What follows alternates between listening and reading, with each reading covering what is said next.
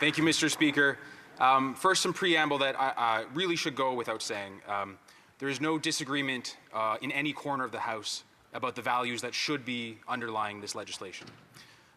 We all value a safe Canada where every single human is free to live their lives as their fullest selves, irrespective of their race, religion, ethnicity, language, physical or mental disability, etc. There is no member in this House who wants to see hate or the symbols of hate that the present legislation deals with displayed or promoted in any way, in our country or in any other country. I think we remain unanimous in the House in condemning hate, hate crimes, and hate propaganda. A careful distinction must be brought to bear between condemnation and criminalization, and we must always note this. When we approach discussions of criminalization, it should be with humility. If I could wave a magic wand and stop anyone in this country from ever propagating any hate or committing a hate crime, I swear I would do it. But such magic is not one of the powers invested in us as elected representatives. We can only modify the criminal justice system, and we must be alive to the unintended consequences that such modifications could make. In that spirit, I would honestly like to raise with the members opposite the following concerns I have with this legislation. Number one, will it drive hate organizations underground? It is said that sunlight is the best disinfectant. When the Justice Minister introduced this legislation, my thoughts immediately turned to the famous and thankfully aborted Nazi rally in Skokie, Illinois of 1977. It's a very famous case, Mr. Speaker, in part because the ACL lawyer who fought for that march, for the right of those marchers to march, was David Goldberger, who was a very proud Jew. Reprehensibly, the marchers chose Skokie, Illinois because there was a high proportion of Holocaust survivors there that they sought to terrify. On the day of that march, 20 broken and twisted individuals wearing Nazi Hakenkreuzes were met by 2,000 counter-protesters shouting them down. No violence occurred, and the cowardly, traitorous Nazis went home without marching. A recent ABC News article quotes the current mayor of Skokie, Illinois, saying that looking back 40 years later, many positive things came out of that day. Previously, the Holocaust survivors in Skokie, Illinois, he says, were a very quiet group who did not talk about their experiences. But he says that these events ignited a passion in them, and they founded the Illinois Holocaust Museum and Education Center within 2 years of that day. And the ABC News article notes that both Bill Clinton and Barack Obama have recognized the incredible work that that museum does. In many ways, Mr. Speaker, John Stuart Mill can be thought of as the founder of the liberal tradition that gives the Liberal Party its name. This is what he had to say about false and hateful opinions. Though the silenced opinion may be an error, it is only by the collision of adverse opinions that the remainder of the truth has any chance of being supplied. Which is to say, Mr. Speaker, no one wants to hear from hateful miscreants. No one in this House does.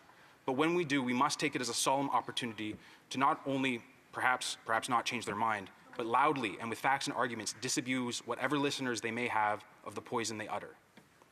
So with the words of John Stuart Mill and the examples of the Skokie counter-protesters in mind, I asked the Justice Minister this admittedly counterintuitive question. By driving hate into the fetid swamps of Discord or whatever website has replaced 4chan, does it deprive our communities the opportunity to denounce them in person, to show them in the real world that their views are not welcome, their movement has no purchase among the 99.9% of Canadians who value each other's fundamental rights and freedoms? And as a sub-concern, if it is allowed to fester in these dark corners of the internet, when it does finally burst out, is it more likely to do so in a form worse than a flag or a symbol? I do not ask this question lightly, Mr. Speaker, and it brings me to my second concern with the proposed legislation. In some comments I made following a speech about criminal justice, I expressed concern that the Deputy Government House leader seemed more concerned with abstractions rather than concrete occurrences. And on this side of the House, we pride ourselves in concerning ourselves with concrete occurrences. As a Canadian, I am terribly upset, disgusted, disappointed that Jewish individuals have been harmed because of who they are by criminal psychopaths. A man was beaten up in front of his children in Montreal this summer. A few weeks ago, a woman was stabbed in the kosher food section of a local Ottawa grocery store. Less well known, in spring 2024, a 15-year-old Israeli immigrant to Canada was attacked at school for her place of origin. In that case, I believe it took 2 weeks before the police even deigned to lay charges. In my own circle of physician friends, I am sorry and ashamed to report that some Jews have left Canada permanently because of the lack of safety these concrete events demonstrate. I want dearly for my Jewish friends to feel safe to return to Canada. Year after year, we have seen increases in violent crime in Canada. we've seen ongoing increases in every classification, every sort of violent crime. These increases, I'm sorry to say, started in 2015. In every class of violent crime, we have seen a failure of the Liberal government to keep the bad guys in jail. It is my understanding that the willful promotion of hatred, whether with a symbol or a flag or a speech or a newspaper article, is already illegal in Canada under Section 319(2) of the Criminal Code.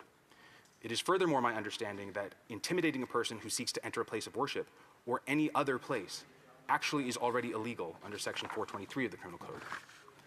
Yet, Mr. Speaker, we've seen so many infractions of these already existing laws in a way that targets religious minorities. In fact, I may go so far as to say that every religious minority is dealing with more and more infractions of these laws in just about every Canadian city. In fact, every Canadian is dealing with more and more of every sort of crime. And this is why I fear that the present bill is an abstraction and a distraction. We need concrete measures. We need the violent and hateful people who do these sorts of things, who break our laws, to go to jail and stay in jail. Mr. Speaker, Conservatives have proposed such measures to put the bad guys in jail. I earnestly beg the members opposite to take us up on it. Let's do these concrete things. So those are my twin concerns. By removing the provincial Attorney General consent and watering down the definition of hate, do they cast a wider net, driving cranks and loons underground where they might become more hateful and, God forbid, violent? And why do they cast a wider net when they're already refusing to use the smaller, more targeted net that they do have? Why do they refuse to repeal their irresponsible bail laws that let violent psychos back on our street again and again?